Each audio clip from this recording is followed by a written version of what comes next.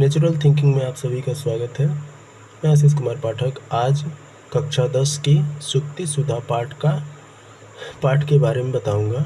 इसमें सबसे महत्वपूर्ण पेपर में बार बार पूछे जाने वाला यह श्लोक है।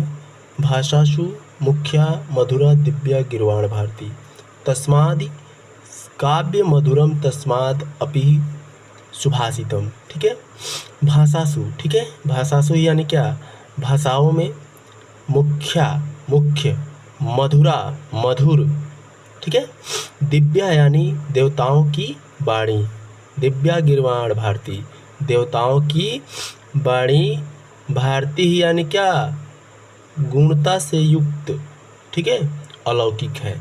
क्या कह सकते हैं इसे, भाषाओं में देवताओं की वाणी संस्कृत प्रमुख मधुर गुण से युक्त और अलौकिक है। ठीक है, तस्मादि काव्यम मधुरम तस्मात् अपि सुभाषितम।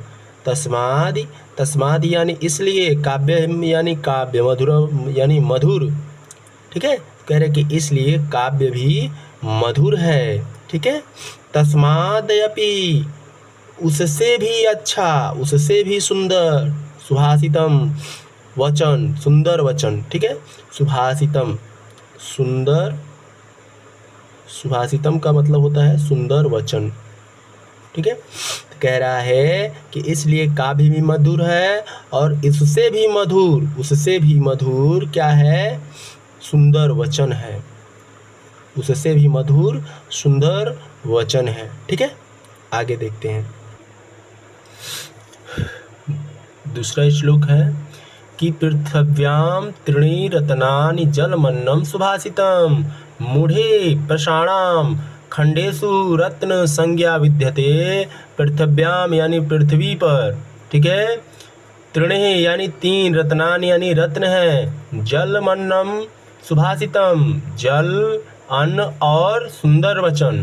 तो कह रहा है कि पृथ्वी पर जल, अन्न और सुंदर वचन ये तीन ही रत्न है, मगर मूढ़े यानी मूर्ख लोग के द्वारा, मूर्खों के नज़र में, पषाणाम यानी पत्थर का, खंडेश यानी टुकड़ा, ठीक है, रत्न यानी सोने चांदी का, संज्ञा यानी नाम, विधेयते मतलब दिया है, मूर्ख लोगों के द्वारा पत्थर के टुकड़े को ही रत्न का नाम दिया गया है।